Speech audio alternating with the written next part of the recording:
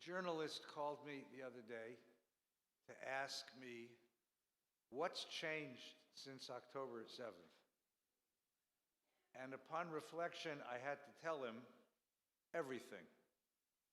Everything in my life has changed since October 7th. I have family and friends and teachers in Israel, and I speak to them almost every day, and their lives are significantly different. And not just because of the war. The war will at one point come to a close. But the Israel that will emerge from this war is going to be a different society, a different country. Its culture will change. And here in America, we have changed. I literally walk the street differently than I did before. We go to bed at night differently than we did before. We talk to kids differently than we did before. It's not just kids on college campuses. It's all of us who look differently at our neighbors and our friends. We feel different about this society. The world we're leaving our children is different now than it was before October 7th. This has touched each one of us so personally and so very deeply. Even those who didn't know they were this Jewish now feel so deeply connected, so deeply violated, so deeply hurt. So we reflect on what happened, and we turn to those and ask those around us who are in positions of authority, scholarship, wisdom, power to try to figure out what's happened. Congressman Sherman has served this community for 17 years. He is 27 years? 57 years?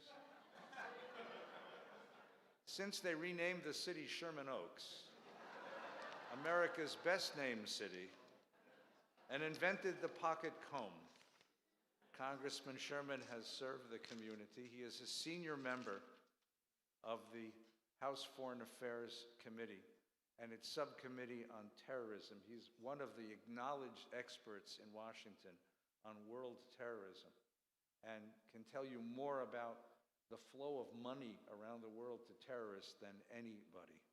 He has taken a lead role in that project. As well as his work in Washington, it's important to note that he's a longtime member of this congregation, as was his mom, that he celebrated his wedding here. We've named his kids here. Last year we celebrated his eldest daughter's bat mitzvah here, and in a month or so he'll celebrate his next daughter's bat mitzvah in Washington. And we want to wish you Mazal Tov and Lisa Mazal Tov and many blessings on your kids. We've asked the congressman to spend a few minutes with us to tell us what it looks like from his vantage point. Before he speaks, I have a very, very personal request to make of you. And I mean this with all sincerity. Rabbi Nolan and I asked the congressman to come because we want to hear his vision. You have every right in the world to agree or disagree. Every right in the world to express to him your opinions about what Congress is doing, what the government of America is doing, where we fit in the world, how you see the world, and how we ought to be responding to it. You have every right because he is our representative. You have every right to express your opinion, but not now. Now we've come to hear him. Now we've come to listen and to learn what he has seen and what he knows and what he can share with us. He will be staying this afternoon for as long as it takes, and we have a lot of kugel in the other room. So when we finish the service in a few minutes and we go into the other room for Kiddush, over a piece of kugel, you are entitled to, you are welcome to, you are invited to express your opinions to the congressman. I mean that very seriously. He will listen. He's always been a very good listener. Sometimes I've even known him to change his mind. He's been a very good listener. Over kugel in the Kiddush, you can tell him anything you want to tell him that's professional and polite. Here in this synagogue, please don't. This is not the time to argue. This is not the time to express the pain and rage in your heart. I know it's there. It's certainly in mine. In the other room, you can let him know what you feel.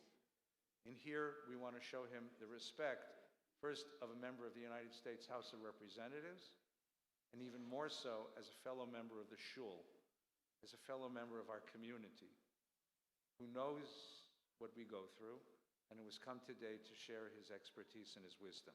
I'm imploring you to respect that request. This morning, we're very honored to welcome our representative, Congressman Brad Sherman.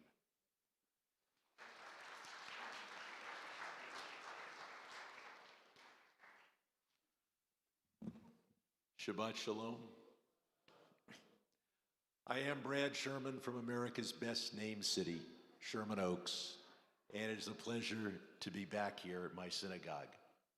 I want to thank both rabbis for inviting me to be here on Veterans Day, when we remember the American servicemen and women who fought and who died for the same values that Israeli Defense Forces are fighting for and dying for as we speak. Now, I know so many of you would like to spend 90 minutes talking about everything that's going on in Washington. That is exactly what we're going to do on November 16th, when we'll do our next telephone town hall. And to RSVP for that, you go to bradsherman.house.gov. The House is for House of Representatives. With me here is Scott Abrams, who heads our Constituent Service Office. And I want to put in a plug for his work.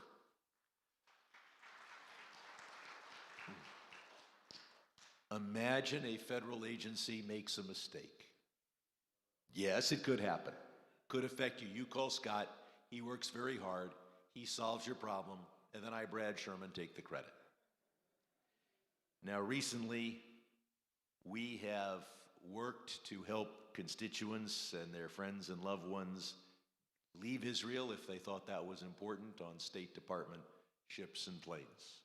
We have helped those who want to go to Israel get their passports. And most significantly, in Washington, I've been fighting for 15 years to make Israel a visa waiver country. I introduced legislation. I've lobbied 3 administrations. This would allow Israelis to visit the United States as easily as Europeans.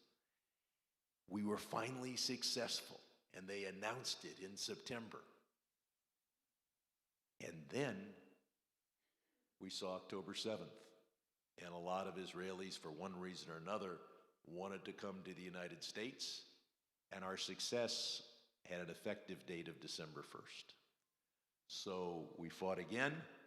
We got immediate implementation, and so now those, as of several weeks ago, who want to come can do so, and that's critical because for a while our embassy in Jerusalem was shut down, so you couldn't get a waiver, a visa you needed, but now you have a visa waiver. Now, on October 6th, Hamas had limited power and few options. They saw the Abrahamic Accords going forward between Israel and Saudi Arabia. This would have been a giant win for both Biden and Bibi. And it was motivated by the Saudis' belief that they had to choose a side, Iran or the United States, and a rapprochement with Israel. And we were close. And Saudi Arabia is more important in the Arab world than you may think. You know about the oil, but you also know that as guardian of the holy places, Mecca and Medina, Saudi Arabia plays an enormous role in the Muslim and especially the Arab world. So Hamas saw all of that. They saw a powerful IDF, but they also saw an Israel that was divided and lulled. Divided by a constitutional crisis. 70% of the IDF was in the West Bank, where you see the conflicts between settlers establishing illegal settlements and local Palestinians. The rest of the IDF spread between the north, where Hezbollah is far more powerful than Hamas, central Israel, very little of the IDF anywhere near Gaza. You saw an Israel that had been lulled to sleep in the belief that somehow Hamas didn't want to kill Jews. All they wanted was economic development and another 10,000 work permits. Turned out not to be true. When someone says they want to kill you, don't think they're going to change their mind because you give them work permits or 10,000 jobs. And so Israel had a 37-mile border, basically undefended, a fence, not a wall, and most significantly, no landmines.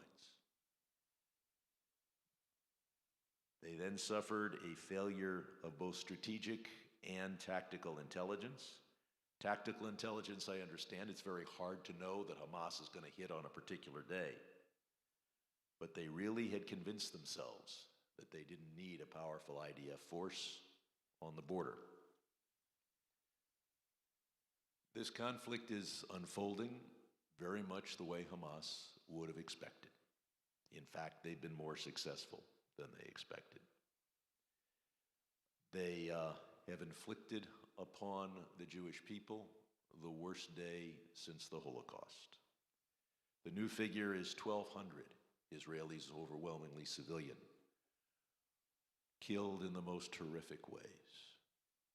Killed in ways so terrible that the film, made by Hamas operatives and posted gleefully by those who had slaughtered children and killed old women. The film is so graphic, they won't show it, except to small audiences, like at the Museum of Holocaust a few days ago. Now, Hamas knew that they would pay a terrible price for this. They will die by the thousands. Their leaders will die. They did not do this just for the joy of killing babies. Yes, they regarded that as a very positive thing, but they did it to have a geopolitical effect. They will die by the thousands to affect public opinion in Saudi Arabia, in the United States, and around the world. And the horrific scenes that we are seeing on our television screen from Gaza have had an effect on support for Israel, first in Saudi Arabia, whose leaders wanted an anti-Iran alliance with Israel. But instead today, for the first time in 11 years, the president of Iran is being welcomed in Riyadh by Saudi Arabia. That is a success for Hamas. And then around the world, you see the demonstrations. It's worse everywhere else than it is in the United States, and it's not good here. Particularly of concern to me, really since the 1980s, has been support for Israel in the Democratic Party. Back in the 80s, I joined with a few friends in forming Democrats for Israel, and we didn't do it for fun. We did it because there was an anti-Israel effort inside the Democratic Party of the state of California then. This is not a new problem, but it's worse. And why is this important? Israel has one friend in the world. It cannot afford to have one half of one friend. Everything else in this country is split. You can't think of any cause other than motherhood that has the support of both parties. But Israel cannot afford to have just one half of one friend. And I know I've got friends who are staunch Republicans. They say, oh, well, if people realize the Republicans are more pro-Israel, that'll decide, yes, the enormous Jewish vote. No. For the 75 years Israel has existed, almost exactly half the time the Democrats have been in control and half the time the Republicans have been in control. You know what's going to happen the next 75 years? Pretty much the same thing. And Israel cannot be in a position where it has a friend only half the time. The polling is tough. Right now, the most recent poll says 44% of Democrats believe that our current policy is too supportive of Israel. And this war is going to continue. What you saw on your TV screen last week, you're going to see on your TV screen next week. And it's not going to be good. Hamas died by the thousands to put that propaganda on your TV. What's perhaps just as worrying is it's not just Israel versus the Palestinians. When you ask the question the most brutal way, do you support Israel or Hamas? And this is after their horrific rapes, murders, and beheadings. Democrats, 52% say Israel, 21% Hamas. Republicans, 52% Israel, 7% Hamas. A lot giving the I don't know or other answer. So we've got our work cut out for us. And I had to face two very tough votes in the last couple of weeks. And in those votes, I knew what would make me feel good. Give me endorphins. What would make you love me more than you already do. But I don't need more endorphins. And if a few people love me a little less, Israel does not need the fate of Israel is not in it. What Israel needs is to make sure that both parties are pro-Israel parties. Now, the first vote was $14 billion of aid to Israel. Now, that is so popular that both parties are trying to say, well, we'll put that in a bill that has other things that we want. But what we have resisted in the pro-Israel community, at least for the last 27 years, and I'm sure much longer, is to never have Israel pitted against a domestic priority. Because if you want to undercut Israel in the United States, there are two ways. One is to say Israel doesn't deserve you being on their side. But the other is the isolationist argument. Yes, Israel's wonderful, and we'll provide as much help to them as Liechtenstein does.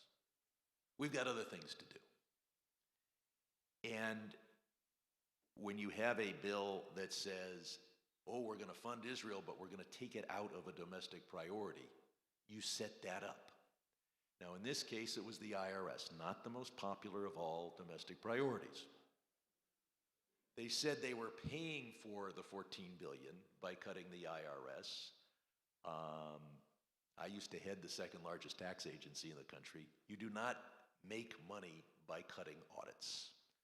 You, in fact, and as the Congressional Budget Office revealed, you lose a lot of money by spending less money on audits. But regardless whether it's the IRS or something else, if you ever allow it to be, we're going to fund Israel, and we're going to cut education. We're going to fund Israel. We're going to defund health care for poor people. We're going to fund Israel. We're going to take it away from food stamps. That is the road to creating a lot less support for Israel. Israel belongs in a foreign policy bill, and I'm ready to argue that Israel deserves our support even more than Ukraine. And so for the first time ever, I voted against a bill that would fund Israel. Now, one of the reasons I did that with a clean conscience is that Chuck Schumer, the most powerful Jewish official in the history of our country, said that the bill was dead on arrival, and of course it was dead. So it was a meaningless bill in any case. Then we faced a tougher one that caused our Jewish, almost informal caucus an awful lot of consternation whether to censure Rashida Tlaib. And I knew what would give me, well, the first time, the first vote was whether to even have a vote on that. And all the Jewish members said, we don't want to vote on that. But that was beaten, and the vote was coming up. And we talked a lot. And I know what would give me support, and I know what would make my gut feel good. But I'm there to try to help Israel, not to help my endorphins. There is an informal alliance between a Republican Party and Rashida Tlaib. Now, it's an unlikely alliance. They don't like each other, but they have a common goal. And that is to make the Democratic Party trafe among Zionists and to make Zion trafe among Democrats. To create a circumstance where you cannot be a pro-Israel Democrat.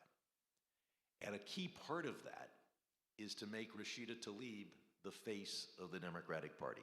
Some sophomore who has accomplished virtually nothing is suddenly the face of our party. Well, in modern politics, publicity is power.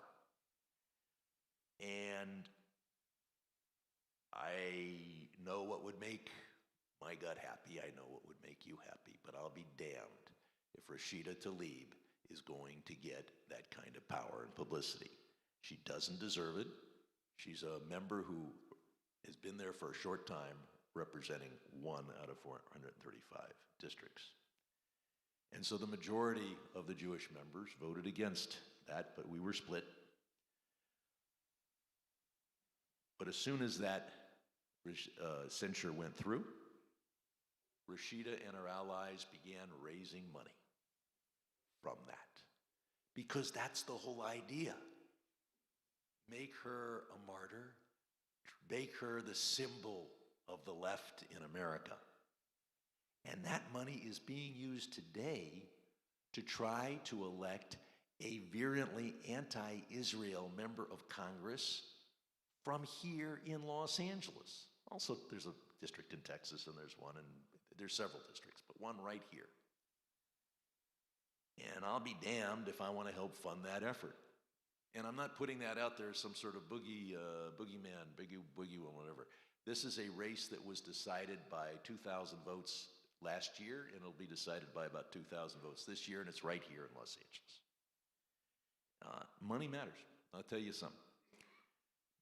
Before you ever heard of Rashida Tlaib 5 years ago, she was a candidate for Congress, running in an African-American seat with many African-American opponents, including Brenda Jones. Brenda was the most prominent of them. I did more than anyone in our community nationwide to help Brenda Jones. We lost by 300 votes. If I'd raised a bit more, if I'd done a bit more, if the community had done more, you never would have heard of Rashida Tlaib. She'd be a failed candidate for Congress, and very few of you can name any other failed candidates for Congress from Michigan. I'll be damned if I do anything that creates any more Rashida Tlaibs. You never would have heard of Brenda Jones had we gotten those extra 300 votes. One of the problems I had in raising money for her was that she was not a prominent Zionist. She was an African-American lady from Detroit. It's not just Congress, it's campus. Far left professors hate Israel because Israel's pro-America. They then tell their students that Israel is a European colony on Arab land and analogize it to South Africa, to British and French colonies in Africa and Asia. And I am going a bit over time here, but I'm going to keep going. Now, the inconvenient truth for them is that a majority of Jewish Israelis are Jews who were forced out of Arab lands. But they don't mention that. To them, every Israeli is blonde. Legally in the federal government, it's a matter of Title VI of the Civil Rights Act, which prohibits student harassment on the base of race or national origin. The Bush administration, and I've been fighting this since the Bush administration, not the first Bush, the second Bush administration, and not the one with the W, took the position that Jews are a religion, not a race, not a... Now, I'm sure that each rabbi here has at least 50 books. What is a Jew? Is it a race? Is it a religion? Is it a civilization? Anyway, we finally won that battle under the Obama administration, and Title VI applies. But it's not being enforced because you can't enforce it if you can't define it. And for the last decade, we've been fighting, and we've gotten partial success. We've got but not true success in getting the Department of Education to use the same definition of anti-Semitism as the State Department. Well, why is that important? Not because my wife happened to have written the State Department definition, where she's been for 25 years. For me, that's why it's important. But it's important because that definition makes it clear. Calling for the abolition of Israel is anti-Semitism. Duh. If I were to stand at this podium and say, death to Albania, abolish Albania, you would probably think I was anti-Albanian. So we now have, I think, the right moment to force the Department of Education on this. It's one of the many things we need to do. But it is anti-Semitic to say that the only Jewish state in the world should be abolished. Speaking of schools, the U.S. is the #1 funder of Palestinian education and has been for decades. The schools are run by the United Nations UNRWA, and they are horrific. They teach math by saying 4 dead Israelis plus 3 dead Israelis is how many? That's why I'm pleased that just this week, the Congress, the House at least, has passed my Peace and Tolerance in Palestinian Education Act to begin to demand that we teach peace, especially if we're funding the textbooks and if we're funding the education. Now, there's a lot of talk about a ceasefire. We had a ceasefire on October 6th. Hamas forces exploded out of Gaza and killed 1,200 people, took 240 hostages. Their fighters could have stayed in Israel and fought. Instead, they immediately retreated behind their human shields. Now, with those calling for a ceasefire, now and then your enemies actually tell the truth. A leading Hamas official said, we need a ceasefire so that we can regroup. And then we'll have another October 7th, and another one after that, and another one after that, until Israel is destroyed. So those who delight in the 1,200 Israeli deaths, the butchered babies, the raped women, of course, they support this. Now, there's talk about how carefully is Israel waging this war. Any country at war has got to weigh achieving its military objectives, avoiding casualties of its own forces, and reducing deaths of the other side's civilians. Today, I'm proud of American veterans, and this is Veterans Day. But I'm here to say that Israel has gone beyond the United States and beyond any other country, and has sacrificed the lives of its own IDF soldiers in order to avoid civilian casualties and comply with the law of armed conflict. When we were bombing North Vietnam, or Germany, or Japan, did we ever drop leaflets warning that the bombing raid was tomorrow? That's not part of U.S. Air Force tactics, but Israel does. When did we ever provide food shipments to our enemies? The rabbi mentioned, Rabbi Eddie mentioned World War I. We won World War I in large part by blockading food shipments with the U.S. and British navies to Imperial Germany and the Austro-Hungarian Empire. Did we ever provide, say in World War II or in the Vietnam War, fuel to North Vietnam or Imperial Japan? No, we destroyed every fuel facility we could possibly destroy. But Israel facilitates food shipments, and America pays for the food. Israel is allowing in fuel in spite of the fact that Hamas has fuel stockpiles. Then there is the discussion of the casualty statistics. I have the obscure honor of being the only CPA involved in shaping American foreign policy. And the statistics need to be looked at. First, they come from the, quote, Palestinian Health Authority. That's Hamas. Now, can you rely on them?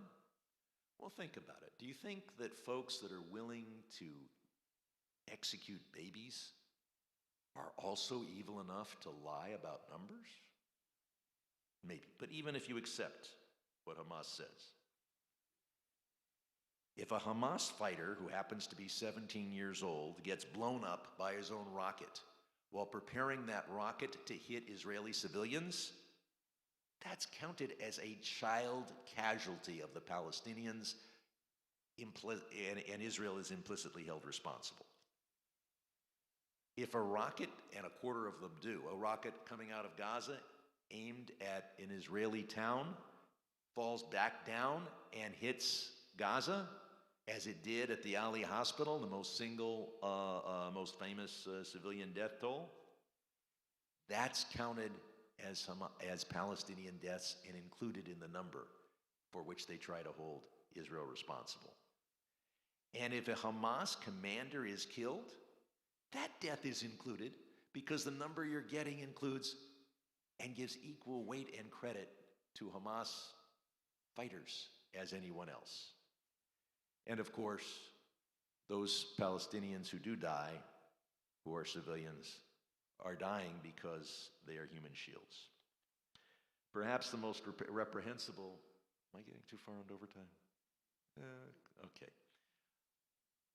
Of all the statistical statements was made, I hate to go to war with a group called Save the Children, but they issued a statement saying that more people had died, more children had died in Gaza than per year in all the wars in the world since 2019.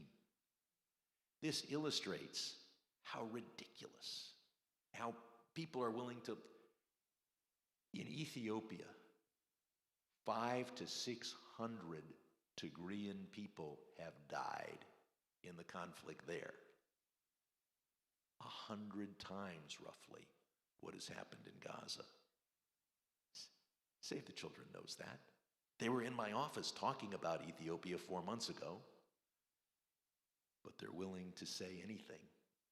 The world, of course, has ignored Ethiopia, Darfur, etc., because there's no oil, there's no Russians, and you can't blame the Jews. But 100 times. So, you guys need to call in on November 16th, because I've got a lot more to say. What can you do? Well, we've got a huge demonstration in Washington, November 14th. I'll be there. There are a few people here who will be there. You can call and write the media. There are still call-in shows on AM radio. C-SPAN's still a call-in show. I mentioned that there's a huge race here in Los Angeles County. It's going to be decided in less than 4 months. It's going to be decided by less than 4 points. And I want to be ecumenical in this. I don't want to urge political action from the pulpit one way or the other. If you support Students for Justice in Palestine, one of those candidates is for you. And if you support Israel, there's another one. Get involved on whichever side reflects your values. Later this spring, both political parties will be choosing delegates to their national convention. Those are the delegates that write the party platforms. And if either front runner falters, those might be the delegates who are determining who their nominees are. A few hundred people show up, that would be decisive in who becomes a delegate. But that's the political side. We're in a shul. Let's pray for Israel. Please drop me a note at congressmanbradSherman@gmail.com. That's Congressman Brad Sherman, no dots, no dashes, no underscores, just Congressman Brad Sherman@gmail.com, because I've got a lot more to keep you up to date on, and this is not the end of the discussion. I look forward, I realize I've done the one thing that my political consultant told me to never do, and that is to stand between Jews and food. But I've done it. Am Yisrael Chai.